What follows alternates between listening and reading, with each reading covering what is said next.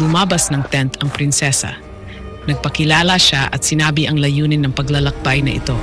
Pagkatapos ay tinanong niya si Wallace kung payag ba siyang makipag-usap sa babae. Tapos tumalikod na siya at pumasok sa tent. Pagkapasok sa tent ay medyo nataranta ang nakaupong prinsesa. Pagkatapos huminahon, tinanong niya si Wallace kung bakit niya sinalakay ang Yorktown. Sinabi sa kanya ni Wallace na pinatay ng Panginoon ng Yorktown ang maraming Scots at hindi man lang pinabayaan ang babae at bata. Ang paraan ng matandang hari ay mas malupit. Hindi naniwala ang mabait na prinsesa. Napatingin siya sa isang tao. Ang taong ito ay sadyang gumamit ng process para sabihin sa prinsesa na siya ay nagsisinungaling. Isa siyang barbarian. Akala niya ay hindi naintindihan ni Wallace, ngunit agad na gumamit ng French si Wallace para tumugon sa kanya at sinabing kung ayaw mong makipag-usap sa French, maaari kang gumamit ng ibang mga wika. Medyo nahihiya siya sa oras na ito. Bahagyang umiti ang prinsesa. Hiniling ng prinsesa na umatras ang lahat ng kanyang nasasakupan at sinabi kay Wallace na kailangan ng England ng maraming supply at na kung walang mga panustos, imposibleng ipagpatuloy ang ekspedisyon. Umaasa ang hari para sa kapayapaan. Kung kaya niyang umatras bilang pagbabalik, maaari niyang ibigay sa kanya ang lupain, mga titulo ng hari at maraming ginto. Ngunit sa huli, tumanggi si Wallace. Sinabi sa kanya ni Wallace na ibinigay nila ito kay Jen Shin kapalit ng nawala sa kanya. Sinabi ng prinsesa kay Wallace na intindihan kung nagdusa ka. Alam ko ang tungkol sa iyong babae. Asawa ko siya. Hindi ko alam kung bakit ko sinasabi sa iyo ngayon, maliban sa nakikita ko ang lakas niya sa iyo.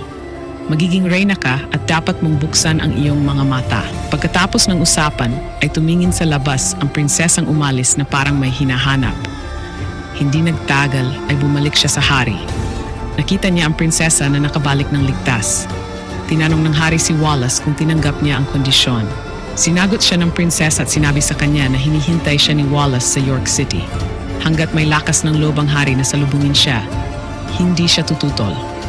Gayunpaman, sinabi ng prinsipe sa prinsesa na bago niya nakilala si Wallace, sinimulan ng hari na magtipon ng mga tropa mula sa maraming bansa. Palibutan na sana na nila ang York City. Isang kasinungalingan ang pinuntahan niya para makipagayos. Nang malaman niya ang totoo, seryoso siyang tumingin. Tinanong ng hari ang prinsesa kung ano ang impresyon niya kay Wallace.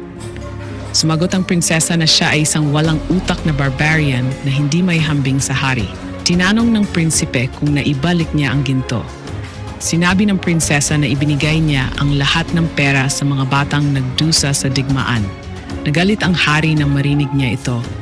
Tumawa ang prinsesa at sinabing ginawa niya ito upang ipakita ang kabutihan ng hari. Sinabi ng hari sa kanya na kapag ang mga tao ng Scotland namamatay at ito ay naging isang kaparangan, mas maipapakita niya ang kanyang kabutihan. Galit na tumingin sa kanya ang prinsesa. Sa oras na iyon, ang mabait na prinsesa ay labis na nasaktan ng mag-ama. Kung matalo si Wallace, maaring mapahamak ang mga tao sa Scotland. Marahil ito ay para sa mga tao ng Scotland. Siguro para kay Wallace. Inayos ng prinsesa ang kanyang personal na kasambahay upang ipaalam kay Wallace ang tungkol sa plano ng hari sa pamamagitan ng isang sulat.